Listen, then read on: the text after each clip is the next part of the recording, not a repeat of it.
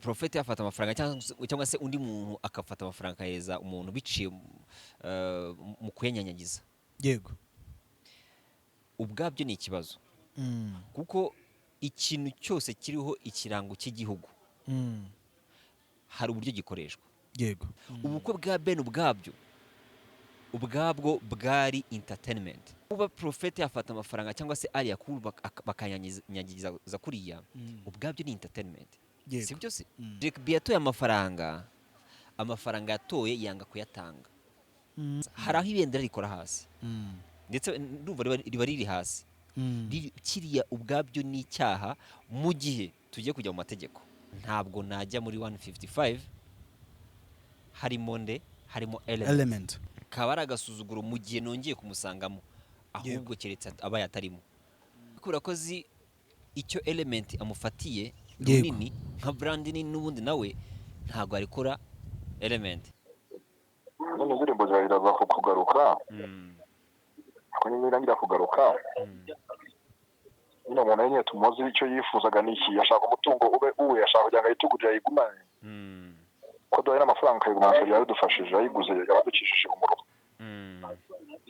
niyo yashaka kumutungo kuko we yanditse nka indirimbo ari yego arababaye cyane Fixana ashaka no kuvuga arimo kurira afite agenda kenshi ubwire yihangane Peter arababaye cyane pe yihangane kabisa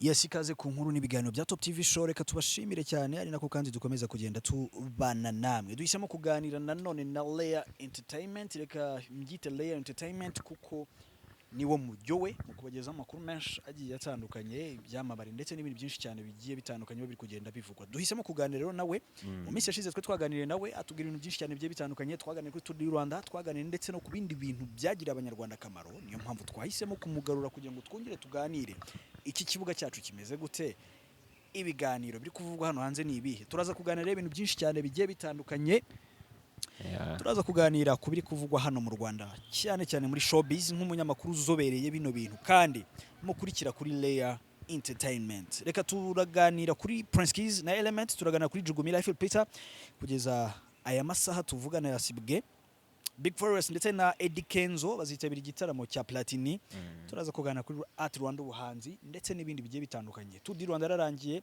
hari ibintu byinshi turi buze kugarukaho Layer umeze gute meze neza cyane ndashimana n'abanyarwanda bose bakomeje kutureba yaba kuri Top TV ndetse no kuri Layer Entertainment yego ni iby'agaciro nyine kugira abantu muramvuga ngo iyo ufite abantu ntaho utagera so badukuze natwe tuzamuke tugera ahandi kandi ndabizi neza ko bizaba ari byiza mu gihe yego twagize umusaruro runaka ufatika bitewe namwe byabarisaba cyane rero iterambere ryanyu niryo ryacu kuba twatera imbere ni mwebwe imbaraga zikomeye cyane tuzana rero hari ibintu byinshi cyane biri kuvugwa rero reka dukubite tubangura ni ibintu byinshi biri kuvugwa hano hanze nakomeje kugenda mbona ibintu byinshi so reka mubwire abantu bakurikira Layer Entertainment ndetse na Top TV ko izi update tuzajya dukomeza tukuzikora kandi tukazikora mu buryo kugira ngo dutange view yacu uburyo tubyumva nawe hari uko byumva udubitekerezo tuganire ariko ni nabyiza ko none twubaka entertainment yacu itajegajega ku buryo nta wundi muntu ushobora kuyijegajeza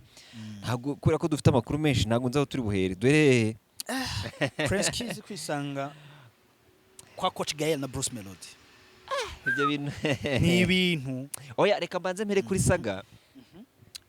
kuri saga yateje ikibazo mu bantu bamwe na bamwe bakabyita ikibazo abandi ntibabyita ikibazo abandi bakavuga ati ariko ubundi abanyarwanda dufite iki kibazo yego kandi ubwabyo tubifata nk'ikibazo nabyo ubwabyo ari ubwabyo ni ikibazo ni ikosa yego ahubwo abanyarwanda twe tubyumva dute muri sense ya entertainment yego abantu benshi babonye ubwo Prophet Joshua yanyanyagizaga amafaranga ndetse na Ali Yakuru banyanyagiza amafaranga kuri The Ben saho gusa no muri Gens nk'umufana wayo ukomeye yego muhinde yamumenye ifaranga muri Gens ho Prophet Joshua ntago amadolari yari afite yayamuhaga mu ntoki ntabwo yamujugunyiye yego yayamuhaga mu ntoki. Byari bitandukanye no mu bukwe bwa Ben aho yanyanyagizaga.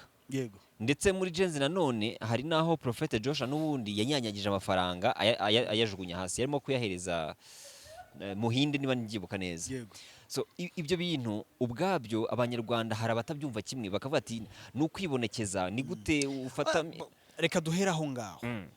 Ni biriya bintu nta muntu wakagombye kubikora. Icyo gihe muri Genzi Comedy ndabyibuka ko twari turiyo, yazamukanye kuri stage na MC Scenario, yabanje kumuha amafaranga, ahita haza Prophet. Yego.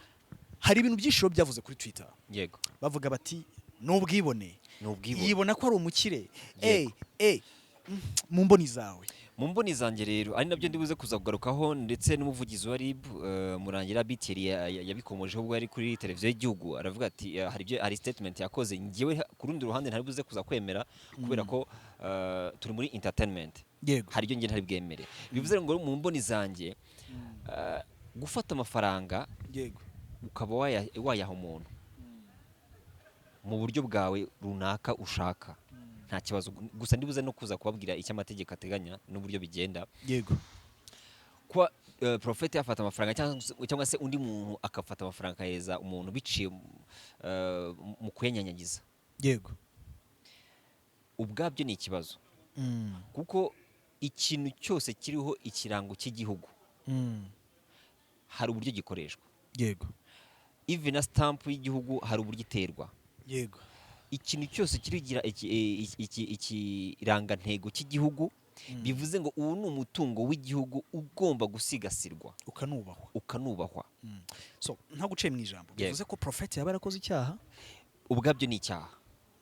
Ari nabwo ndibuze kugaruka muri entertainment, kubera ko hari bimwe umuntu yirengagiza ariko bigize icyaha. Yego. Iyo ufashe ayo mafaranga ukanyanyagiza, ni urugero abantu bakaba bagira imvururu. Yego. Bakaba bateza imvururu y'amafaranga wenda bakayaca, cyangwa se bakayarwanda ugateza akavuyo. Byonyine ubwabyo ni icyaha muri leta.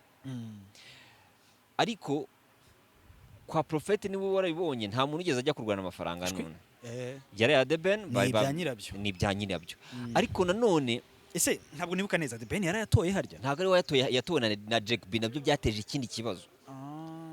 Byateje ikibazo kimeze gite rero. Jack B yatoye amafaranga yatoye yanga kuyatanga.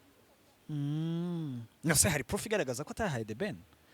Ni ukuvuga ngo njyewe amakuru mfite neza nizeye 100%. Jack B ari amafaranga yarayatoye, arangije ayakubita iposhe abaragiye. Ubifaranga arikenyera koko? Oya, nyuma yaje kuyatanga. Nyuma muyoboke niwe asubiye inyuma arambwira ati ayo mafaranga sa yawe na ya The Ben, please bring back ayo mafaranga. Amafaranga aza kugaruka. Ariko ntabwo ari yuzuye, nubwo ntari inzu umubare. Murangira Biteri numvisha avuga ngo nta nubwo zageraga ku note 30. Aho ntabwo mbyemera bro, nari ndi imbere n'impagaze imbere mu bukwe wambaye ikoti. Inoti 30 ni inoti zingahe? Si inoti 6. None se ubwo urumva zari 6? Ntabwo zari 6. Bo reka ngaruke rero ku kibazo nyirizina. Ubundi tugiye kujya mu mikoreshereze y'ibintu byose bifite ikirango cy'igihugu. Yego. Hari uburyo bidakoreshwa. Ndaguha urugero. Ibendera ry'igihugu uyu bari kuryururutsa ntabwo rigera hasi. Bivuze ngo kugera hasi ubwabyo rigakora hasi warikoresheje either muri video cyangwa se ahandi hantu, ubwabyo ni icyaha. Yego. Reka mbahe urundi rugero nko muri ya ndirimbo yago yakoranye n'inyogoye. Inyogoye habaye ibitangaza. Hari aho ibendera rikora hasi, ndetse ndumva riba riri hasi. Kiriya ubwabyo ni icyaha mu gihe tugiye kujya mu mategeko. Bivuze ngo rero hari ibyaha byirengagizwa kubera ko ubwabyo atari ibyaha, bitavuze ko atari icyaha, ariko bikirengagizwa kuko bitewe n'ahantu byakoreshejwe. Ariko haramutse hagize umuntu utanga amafaranga bigateza imvururu n'akaduruvayo, biba icyaha. So bivuze ngo rero Prophet yakoze icyaha nubwo nta mvururu yateje, ariko bivuze ngo we ubwe bagiye kujya mu mategeko yahanwa. Icyo rero ntemeranyijwe n'umuvugizi wa RIB Thierry Murangira Thierry, hari ibintu bafata, ni byiza ko tuba tuzi amategeko aduhana, ni na byiza ko abanyarwanda bamenya amategeko abahana, ariko nanone mwibuke ko mwabayobozi mwe, mwabantu mwe mukunda entertainment y'igihugu, turi muri showbiz, turi muri entertainment. Ubukwe bwa Ben ubwabwo bwari entertainment. Yego, harimo ibyamamare bitandukanye, harimo abantu batandukanye. Bivuze ngo kuba Prophet yafata amafaranga cyangwa se ari yakuru bakanyanyagiza kuriya, ubwabyo ni entertainment. Si byo se? So entertainment yacu rero nitujya kwigira politike biraba ikibazo. Yego, rimwe na rimwe abayobozi bacu bajya bavuga ibintu banabivuge, bibuke ko bayoboye urubyiruko, bayoboye aba entertainers, bayoboye abantu bafite brand ikomeye mu gihugu.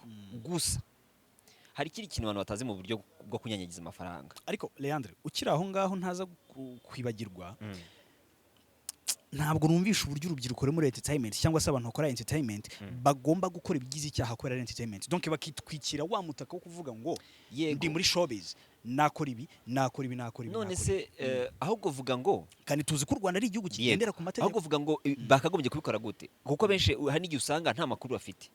Uzi impamvu? Ni nabyo ngiye kuvuga mu kanya. Bivuze ngo iyo ushaka kunyanyagiza amafaranga, iyo ushaka kuyanyanyagiza, uragenda ukabisabira uburenganzira muri beneri, bakagwa copies z'amafaranga, akaba arizo ukoresha unyanyagiza. Kuko nare amafaranga abanyamerika banyanyagiza na amacopies, ntago ari ama OG. Yego, ahubwo ikibazo kiba kutagira amakuru kuri bya bintu turi gukora. Niyo hantu haba ikibazo. Kuko kuba n'urugero, ntago ruzi ko gutuka umuntu n'urugero nka gutuka ngo wambwa we, byonyine ubwabyo ni icyaha, ariko turabikora. Ni mpamvu navuze ngo hari aho nyine bigera nyine hakamo iyoroshya cyaha no kwirengagiza icyaha, ariko bitavuze ko bitagize icyaha aba ari icyaha. Bivuze ngo rero uyu munsi ni mpamvu navuze ngo urubyiruko rwacu bamwe na bamwe ntibamenye ngo ese ni inkuru iki kintu kirabyara iki, birafatwa gute. Kuko byonyine ushobora kumva ko ni show up, ndimo ndigaragaza, nyine ngiye kugaragaza ko ndi kunyanyagiza amafaranga, it's okay, ntaribi, ukirengagiza ko ejo n'ejo bundi iyo bagiye gusubiza inyuma wenda ya video cyangwa se byandi wakoze bigira icyaha. Yego, niyo mpamvu navuze ngo hari aho ntari bwumvikane na Thierry Dr. Murangira Thierry yaravuze ngo harimo agasuzuguro. Ati ni gute umuntu munagira ubundi reka dufate ko ari agasuzuguro. Yego, umuntu ugusuzuguye akagwa $5,000,000, niko ngiye bitekereza. Yego, akagwa $5,000,000 akazigwa mu buriya buryo wazanga. Tugerageza ubuturere. Okay, ndabyumva nyine mu muco nyarwanda. Kwanza ntabwo ntekereza ko ari ukunagira amafaranga umuntu. Ubundi babyita mu Cyongereza ni chop money. Nyine hari ukuntu nyine bari hari indimi za entertainment byaje. Ntabwo ntekereza ko ntabwo ari kumujugunyira, ahubwo ni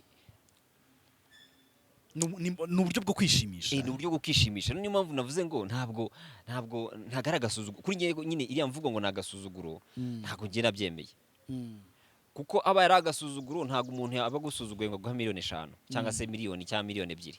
Yego, bivuze ngo rero rimwe na rimwe abayobozi bacu ni byiza ko mutureberera naho twe tutabona n'ibyo tutazi, ariko ni na byiza ko nanone mworoshya ibyo entertainment ikora. Kuko ndaguha urugero, hari igihe byo gushutingira nk'ahantu wenda ikiganiro cyangwa se video, turabizi ko hari areas zisaba kugira ngo waka uburenganzira. Yego, ariko ugasanga ugiye nk'ahantu mu muhanda, umuntu araguhagaritse, si umuyobozi si iki, akavuga ngo gushutingira nga ntibyemewe. Niyo mpamvu uyu munsi entertainment yacu rimwe na rimwe usanga tugiciriritse bro.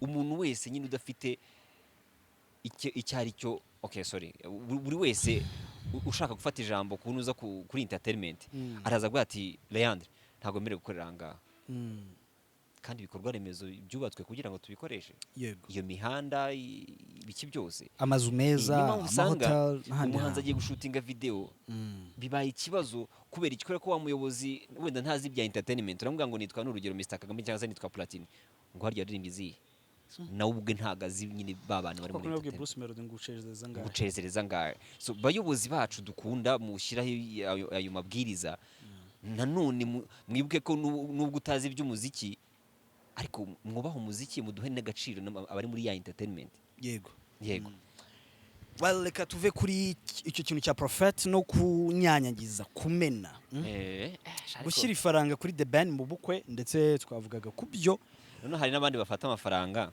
gafata nk'amadolari 100 akajya yahanaguza umuntu icyuya akajya muhanagura wabigerageje tukareba ko nawe mfite icyuya yego mwagerageje ya mafaranga uvanye hirya ntabwo wagerageje mbabara w'inkoro ntaga tuzana ifitiye nuko Prince Kiss rero ati uradusanga muri 155am ya Coach Gael cyangwa ubundi mu mboni z'abanyarwanda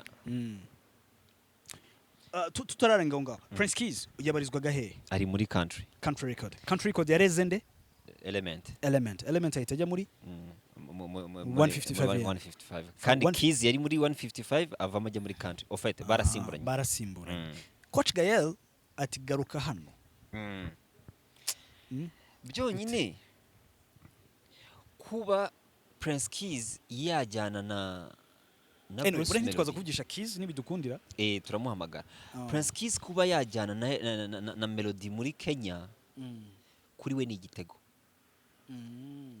ni igitego kuri Element ndetse ni igitego kuri 155 kabone nubwo baragiye gupromotinga funga match Bruce Melody yakozwe na Kiss ariko kuri Kiss we ni igitego kuko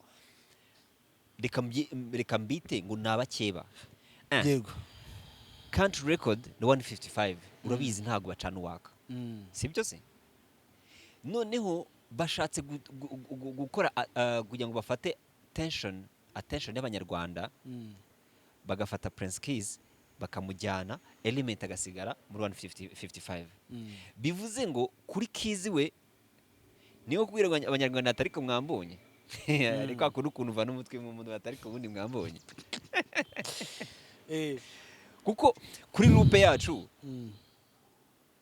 ntabwo nyine nubja na 155 nagaca n'inkoko kubera iki biriya bintu byababaje nubja urabyibuka saga zabaye Element akijya muri 155am uburyo byasakuje bikadudura yego ibyo ni ibintu byababaje nubja kuko nagize amahirwe yo kuganana n'impande zombi yaba nubja ndetse na Element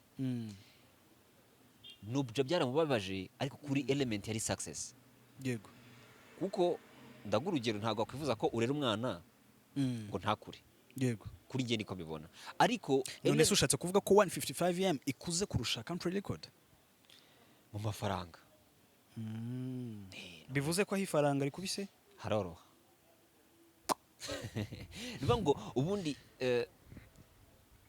nubja we ntabwo yababajwe nuko Element yagiye muri 155 yababajwe nuko yagiye atamusezeye urumva nubwo yaje gusezerwa nyuma ukiri aho mu bihugu byo hanze ubanza no mu Rwanda ariko bimeze ntabwo ndi umufana wa football cyane ariko najyaga numva ama transfers yego mu ma transfers habaho ko hishyurwa umukino yego ese ari amafaranga ajya kuri team na management y'equipe cyangwa yishyurwa umukinnyi mu mufuka sinzi yishyurwa ajya muri team management ariko abaraye umukinnyi uko mbizi none se zira transfer za Element na country record bura ntihari kubaho payment ku bwumvikane bw'impande zombi nobja akavuga ati ngiye nareze umwana ndamukuza yego arakuze niba umushaka uzahana ikibazo cyabaye se Coach Gael ntabwo mbizi niba abajyanama bawe muganira kuri buri detail yose mugiye gukora kuri gahunda zanyu za entertainment.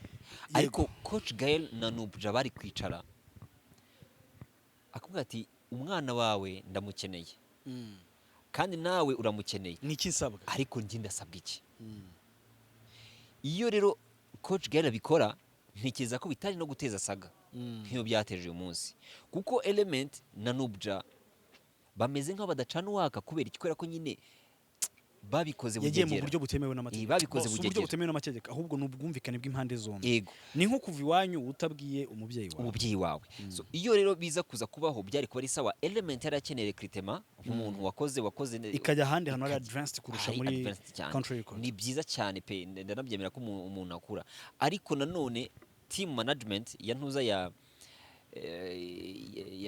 Coach Gael bari kwicara kuvuga ngo dukeneye uriya muntu, ariko kuba tumukeneye ni nk'ukuntu umuntu yazi wawe agatwara umwana wawe mu buryo utazi, ukajya ukumva ngo ari mu wundi muryango. Niba mbyumvishe neza, buriya burakari bwa Nubja bwari bukenewe, ariko nanone byagomba gukemurwa gute? Either urablaminga nde muri abo ngabo? Njye ndablaminga Coach Gael. Rero kuri njyewe Coach Gael yakoze ikosa, Element nawe akora ikosa, Nubja agaragaza uburakari. Ari nayo mpamvu yashyizeho statement irimo uburakari bwinshi kubera ko ararakaye. Yego. Ubundi baravuga ngo ntuzatange, don't promise when you are happy and don't react when you are angry. Bivuga ngo mu gihe urakaye cyane ujye wirinda nyine kureacting, no mu gihe wishimye ujye wirinda gutanga promises. Yego. Kuko ushobora gusanga ari ukubera ko wari wishimye. So rero ku mpande zombi naba blaminga uyu munsi rero kuri loop yacu. Yego. Saya dukoresha kano kajambo kitwa loop. Yego. Loop ni kirahuri umuntu acisha ahantu umuntu atapfa kubonesha amaso, ariko akabona ibirimo. Keys abagiye muri Kenya, ariko Coach Gael ntiyanyurwa, aravuga ati n'ubundi ndifuza kuza muri 155. Ndifuza ko nguha recruitment ya miliyoni 50. Yego. 50 miliyoni. Prince Keys niko yategetse 155 AM. Ubwo oya ntago wagitegetse Coach Gael. Coach Gael. Ndaguha miliyoni 50 uze muri 155 usangemo Element. Big name. Nubundi miliyoni 50 imbumbe. Yego. Ya recruitment. Na mafaranga atari make buri wese yahita yakira. Kiza ati ngiye ntabwo najya muri 155. Niho navuye, Element yansanzemo, ngiye navuyemo, ariko ntabwo najya muri 155. Harimo Element. 1 minute. Ntekereza ko rero Prince Kiza ati ngewe ntabwo najya muri 155 navuyemo, Element aje kunsimbura ku ntebe nicayeho, kaba ari agasuzuguro. Yego. Kaba ari agasuzuguro mu gihe nongeye kumusangamo, ahubwo keretse aba yatarimo. Na Coach Gael, yego, nawe kubera ko zi icyo Element amufatiye runini nka brand nini, n'ubundi nawe ntabwo arikora Element. Prince Kiza niko gatego yabateze. Avuga ati nge ntabwo byashoboka. Yego. Nize effect turi kubona mu gihe Prince Kiza yaba asubiye muri 155 AM agasangamo Element, sindi kumva kaba ari agasuzuguro kuri country record. Kaba ari agasuzuguro nyine. Coach Gael yabashaka kongera kubabaza no bwa kabiri, yabashaka kongera kumubaza bwa kabiri, kandi n'igikomere cyambere ataragikira. Kabone nubwo se niba Coach Gael agiye kwisubiza umwana we yareze, what do you think? Ntabwo yamureze. Ntabwo yareze Keys. Kuko Keys yavuye muri country ajya muri 155. Yongera kuva muri 155 asubira muri country. I see. Nubja buriya afite impano yo gucreatinga umuntu mushya. Uyu munsi afite package. Afite cause. Afite Keys. Akagira na Rio Beat. Aba producer ko ari bane bose, buri mu producer afite studio yiwe akoreramo kuri country. we araza akexpose umuntu avuga ngo uyu muntu afite talent nkuko yazanye Element yego n'ubundi yazana undi ariko still kaba ari agasuzuguro no gushaka kongera gutoneka igisebe n'ubundi uwo muntu yagize yaguteye yego gusa Prince Kiza aramutse agiyeyo nawe byaba ari ikibazo kuko ni brand ebyiri zaba zigiye kurwanira he muri studio imwe ni ibihanga bibiri mu nkono imwe byaba bigiye kujya mu nkono imwe kandi iyo nkono noneho nayo itari nini nini mvuga ni uburyo bw'imikorere kuko 155 ushatse kuvuga ko 155 bashobora kubaka indi studio ariko mu gihe Element ahari na Kiza ahari bari gukora muri studio imwe iyo alternation ntabwo yaba ari sawa ntabwo yaba ari sawa ikindi buriya 155 ni byiza ko bari gukora ibikorwa byiza ku muziki nyarwanda harimo no kuba narabonye Kenisol nawe azajya muri 155 yego ariko kuri Prince Kiza akwiye kwicara agatuza akabanza agakora ibyo asabwa yego agakora brand ye agakora ibintu bimeze neza coach Guy ni byiza kuri gushora mu muziki nyarwanda ariko abajyanama bawe nanone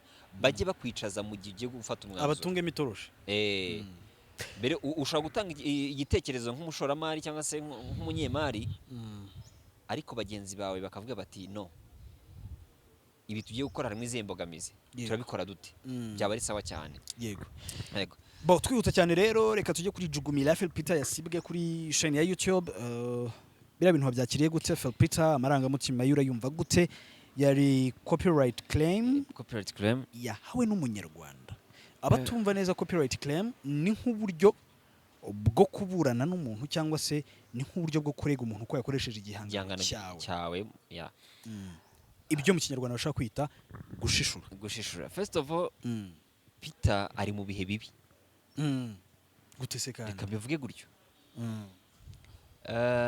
yagize gutya Philpeter 250 baba barayitwaye cano ye ubu ngubu nta cano ya Philpeter wabona yego abagize atya ashyize indirimbo ku ababwiye Chris ati wayishyira kuri platform cyane ko nari nini nta kibazo yego aho ni fresh nayo bayikuyeho bo Philpeter sorry for you ntabwo ndabizi ko uri umukozi mwiza ni n'umujama tujya duhura tugaciringa n'umujama mwiza cyane ariko nyine birasaba ko nawe ahindura strategy nyine iyo mikorere kuko niba cano bayitwaye ni loss kuri wowe kandi ndabyumva cyane ariko nawe ugomba nyine gushyiramo izindi ngamba mu mikorere yawe no kuba ibihangano bya hari uburyo wabishyira njye ntekereza ko Philpeter na Chris Easy ndetse na Kade na amazina manini na amazina manini ku buryo Philpeter ko yari gucreatinga indi channel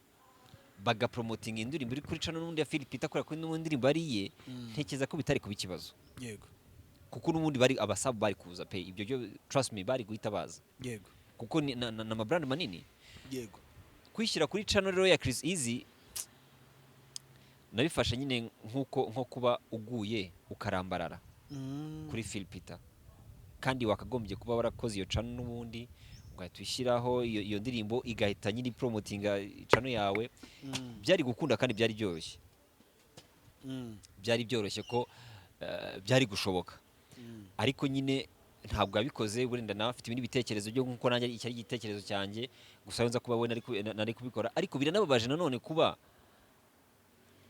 abahanzi bacu dufite Kevin Kade Chris Easy na Philpeter bari professionnel bashobora gukora ikosa ryo gutuma umuntu ashobora kuba yabaha ikintu badafitiye copyright yego cyangwa se kuba bakora melody badafitiye copyright cyaba ari ikibazo cyane yego kuko byatera ikibazo ariko reka nkwereke kaduhamagare Chris Easy nibyo byaba byiza kamuhamagare Chris Easy mubaze uburyo byagenze twari kuvugisha na Keys ariko kubera umwanya muto dufite reka tuzabikora ubutaha duhereze version yiwe turaza kuza kugira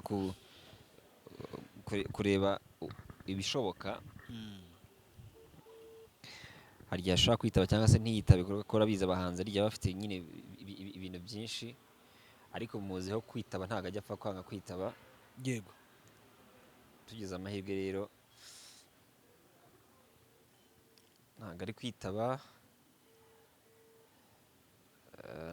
ariko ntacyo ubwo igihe cyose ari buze kuza kwitabira turaza kumuvugisha cyangwa mu kimwe nk'uko umuntu yahamagara Junior Giti kuko nawe ari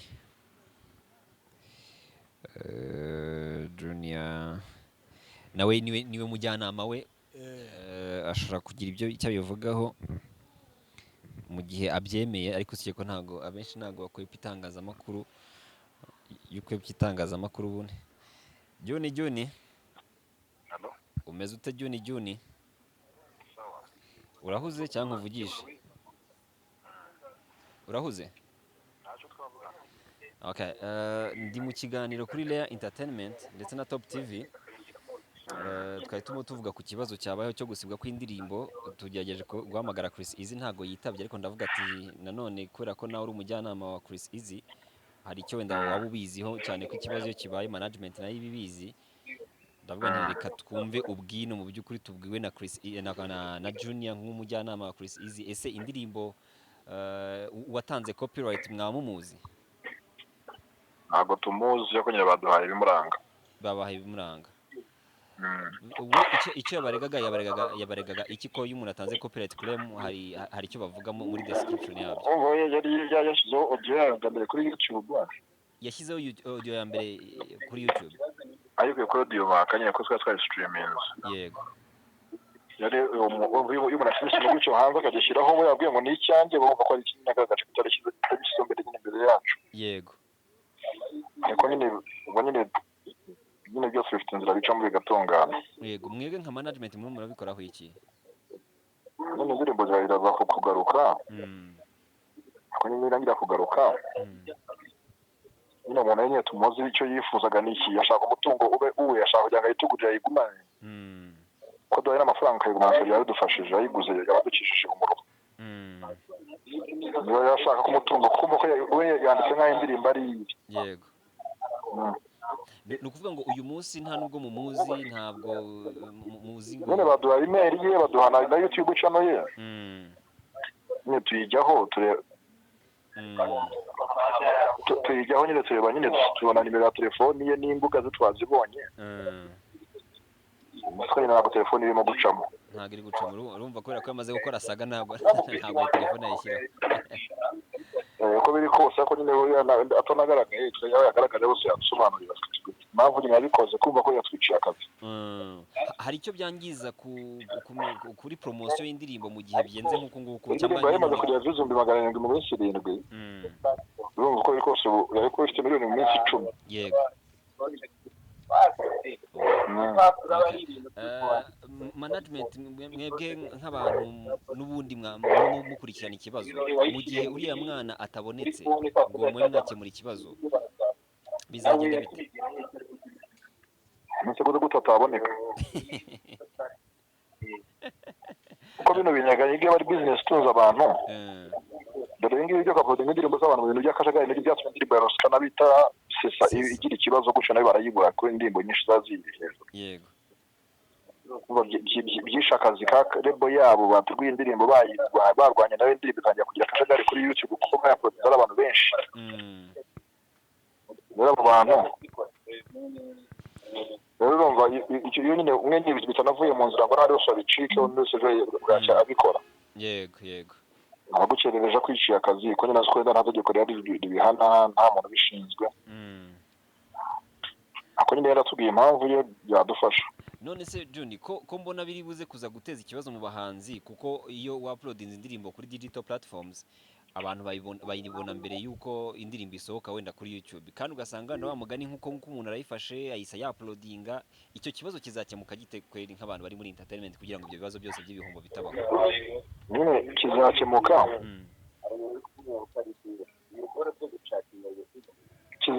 Kizakemuka ari uko buri muntu wese amenya ko iyo indirimbo y'umuhanzi twayishyirana bose biboneye, iyo umuhanzi aje umwishyura.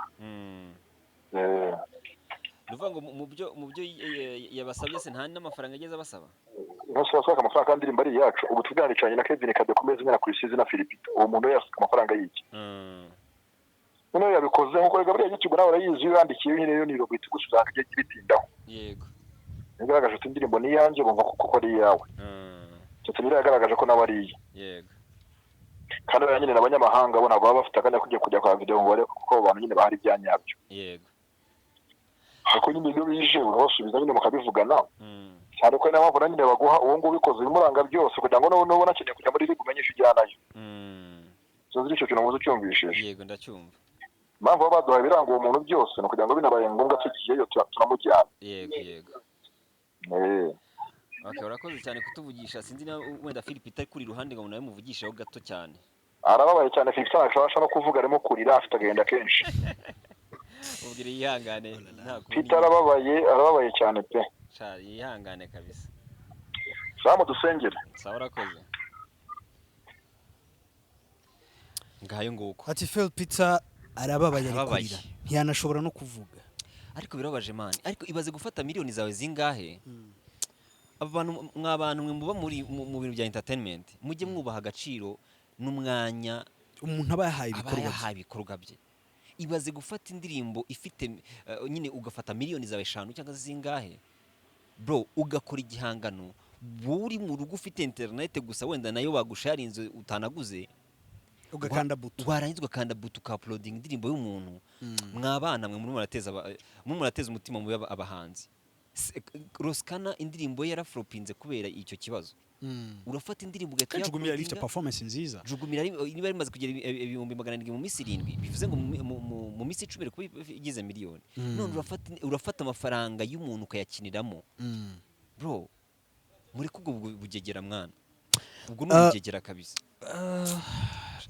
numva nababaye kwanza jewe ukora ko mu bintu bya management bura ndumva akabaro karimo bro uzi gusohora indirimbo wayishoye amafaranga warangiza ayo mafaranga ugasanga arimo aragenda man please muri kubwo bugegera mwana birabaje bya hatari YouTube channel niba ukeneye ko irebwa shaka ibindi bintu ukora ubishyireho abanyarwanda bizi bakunda content nziza niba ufite ibintu bizima abazaza babirebe no gufata amafaranga abantu mukakiniramo man ntago ari sawa kabisa ntago ari sawa reka twigarukire kuri Tour du Rwanda yarangiye mu minsi yashize twabivuzeho uvuga amagambo nyine y'ibiri kuberamo Scovia Mutesi yabonye igitangazamakuru kimwe cyandika hano mu Rwanda agataito gato kavuga uti Tour du Rwanda abakobwa beza ati se beza bicuruzwa beza bigurwa beza bataka beza bamamaza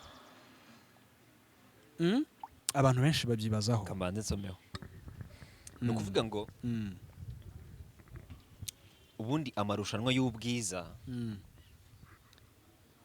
byose reka mbyite ngo n'ubucuruzi yego kubera iki kuko urafata ya sura ya wa mwana ni yambara umupira wa company yawe cyangwa se ni wamamaza muri rya rushanwa nabyo bwabyo n'ubucuruzi kandi no gucuruza abantu buriya human trafficking yafashe indi sura ni ukuvuga ngo nurugera nko muri football ni ubucuruzi bw'abantu ariko mu yindi sura ubwo ayo marushanwa y'ubwiza nayo ni ugucuruza abantu ariko mu yindi sura yego ntekereza ko rero bari abakobwa bari muri Tour du Rwanda nuko bamwe batemeraga kubivuga hari umukobwa umwe twaganiriye arambwa ati ngiye bampropoje kuza muri Miss Rwanda nako muri Tour du Rwanda ndabyemera ariko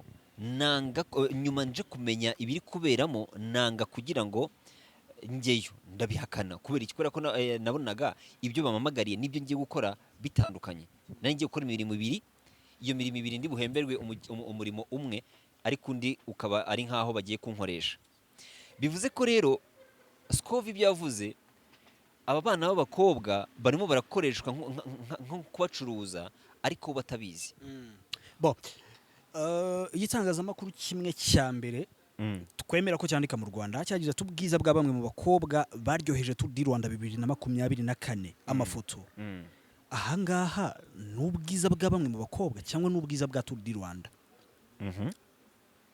title ya kabiri yagira iti irebera ubwiza n'ikimero by'abakobwa bahagarariye ibigo by'imari muri Tour du Rwanda. Ndi gushaka barimo baragira gute, barimo barabrandinga bya bigo by'imari. Title ya gatatu amarushanwa y'ubwiza muri Tour du Rwanda ni ihe kampanye yifashishije abakobwa beza amafoto 100 barimo baracuruza bwa bwiza bwabo. Indi yaragiraga ati amafoto y'inkumi z'ikimero zaherekeje Tour du Rwanda. Niyo mpamvu nyine ubushize naravuze ngo abakobwa bari barimo cyangwa se barimo bagira amakenga. Kuko ntago abakobwa bose boroshye mu mitwe ku buryo nyine bashaka kuryamana gutyo uko babyiboneye. Ariko nanone biteje ikibazo nkuko nabivuze ngo biragoye kugira ngo ukontrole umuntu ufite amafaranga ye n'undi yakeneye. Hari service ngomba nanjye hari service mugomba. Nimpanguhe. Niyo umukobwa n'urugero yabuze amafaranga y'umusatsi akabona hari umugabo wenda bari bujyane muri Tour du Rwanda bakabyumvikana bikaba mu bwumvikane bwanyu nta kibazo kirimo. Ariko nanone barebe consequence cyangwa se ingaruka ziri buvemo nyuma yuko Scove yaragize ati mu mpera z'uyu mwaka bamwe bazaba yitegura kubyara. Ni nako bizagenda. Yego. Reka hari umukobwa yandikiye arambwira ngo kubera izi nkuru zanditswe ngo namaze gushwana n'umukunzi wanjye. Kanere muri Tour du Rwanda. Yego, iyo screenshot nari ifashe nyikira kuri WhatsApp abantu bareba no kuri Instagram. Umukunzi yamaze kubona ibiri kuvugwa abatereka reka. Ati amafaranga bari kuguha ngwino nyaguhe ariko uve muri ibyo bintu. Umukobwa nawe afunga umutwe. So bivuze ngo rero ibi bintu iyo ugiye kureba usanga bagiye gukora iperereza nkuko n'ubundi urwego rw'ubugenzacyaha rwatangiye gukora iperereza. Bifata benshi. Yego. Nuvuga ngo hari abantu benshi babigenderamo. Mu makuru ufite hari abafunzwe cyangwa hari abatarafunzwe. Oya ntago bari batangaza urumva bari mu iperereza wa mugani n'amakuru mfite ataza kuza kwica iperereza ugasanga nanjye baranjyanye. Ariko nuko urwego rw'ubugenzacyaha RIB nabonye inkuru ivuga ko batangiye kwinjira mu kibazo cyazwa ishingiye ku gitsina muri Miss Rwanda. Usibye ntanubwe naho ngaho gusa mwana mw'abantu mwe abakobwa hano hanze bafite ubushobozi bafite ubwenge bwo gukora ntabwo birukankira mu bintu nka biriya. Barabura akazi kubera iki? Kubera ko banze kuryamana n'abakoresha babo, kubera ko banze kuryamana na ba manager babo, kubera ko banze kuryamana na bane n'abandi. Yego. Nyine hano hanze abakobwa benshi bafite agahinda nubwo bamwe batabivuga ngo nimbivuga se ngo birazagenda gute. Please hano hanze binabaye byiza urwego rw'ubugenzacyaha bwazajya no mu mitangire y'akazi mu bigo bimwe na bimwe. Yego. Kuko hano abakobwa barahatsikirira barahatsikirira kandi yamaze kukurongora rimwe arakujugunya ahita ashaka undi mukozi niyo ngo ashaka impamvu ziri butuma kwirukana ukererwa ku kazi agahita azana undi. Urumva abakobwa hano rero hanze bafite ubushobozi bwo gukora ya mirimo bigiye cyangwa se bazi bashoboye bari mu bushomeri ariko abandi bari mu kazi kubera ko baryamanye na bashebuja. Yego.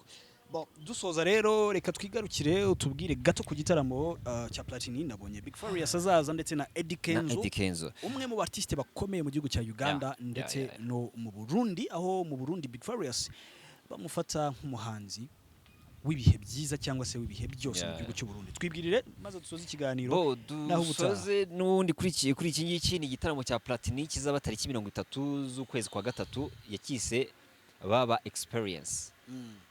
Ni ukuvuga ngo ni experience y'ababa mu gihe amaze mu muziki.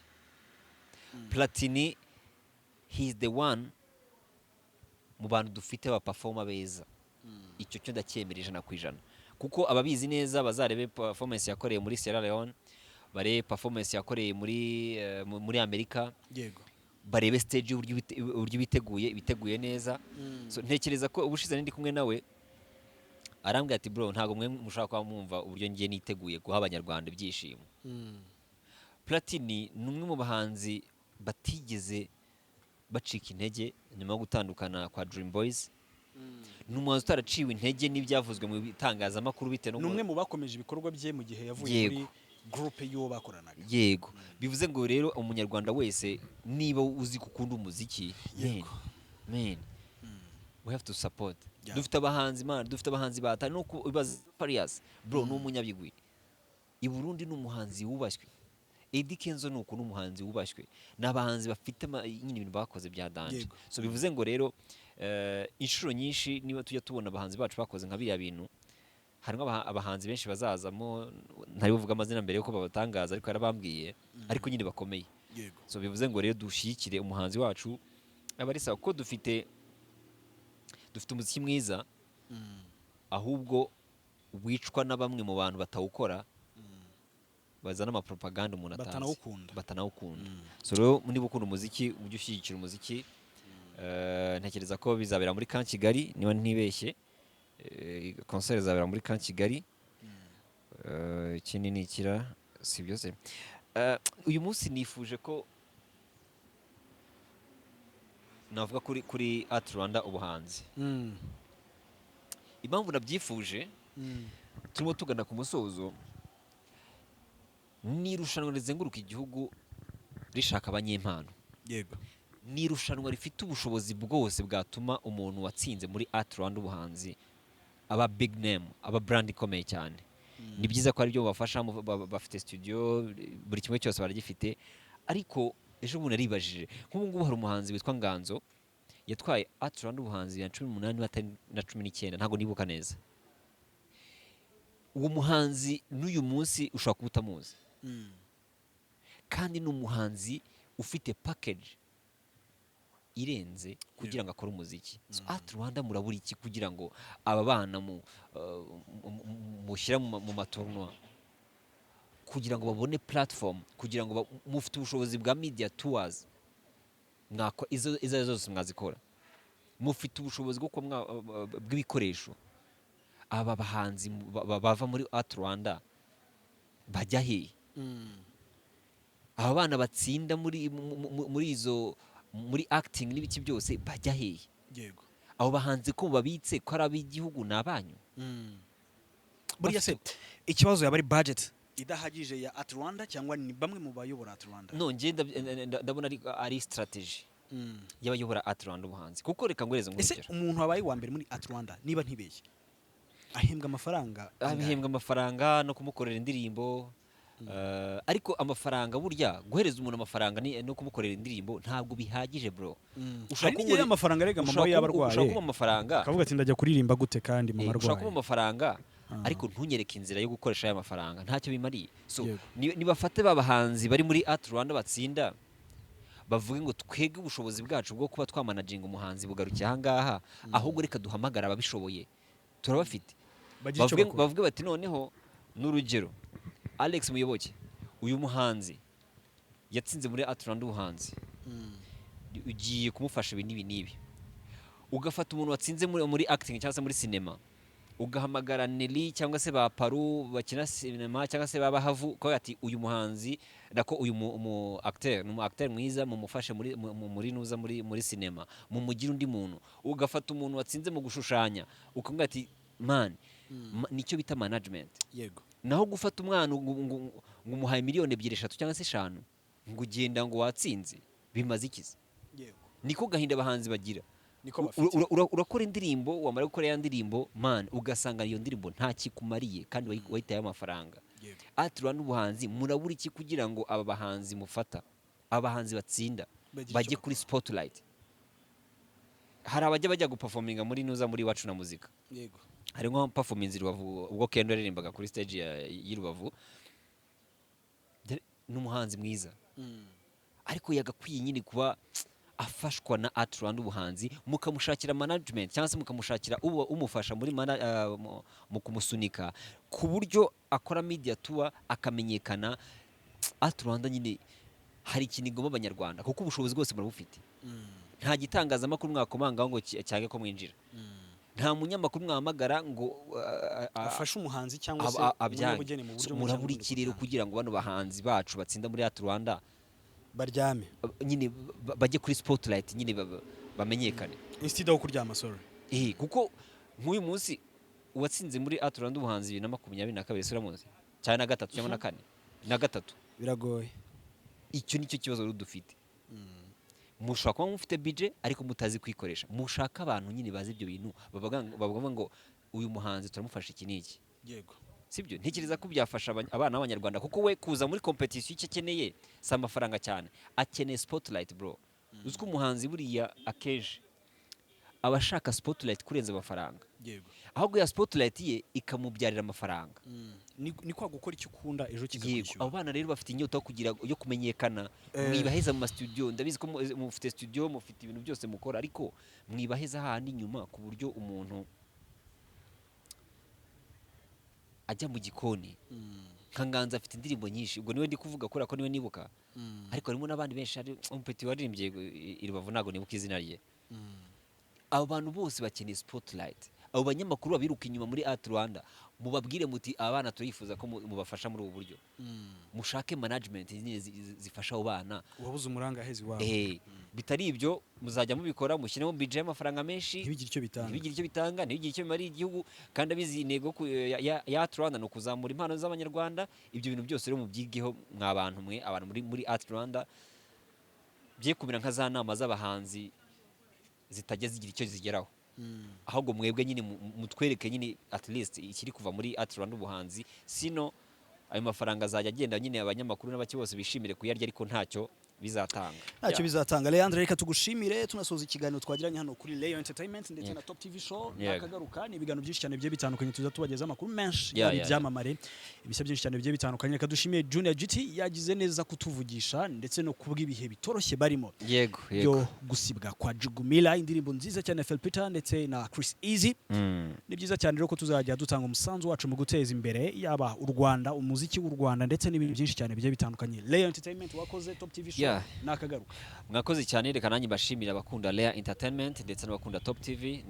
Tuzadukora ibiganiro byinshi, ntekereza ko n'ubufatanye buri hagati ya channel ebyiri. Ubwo hari uri bubyumve ntamenye ibyo ari byo, ariko niko tuzajya tubigenza. Ntekereza ko rero bizabajya ari ibiganiro byiza. Mwakoze cyane, Imana ibahe umugisha aho muri hose.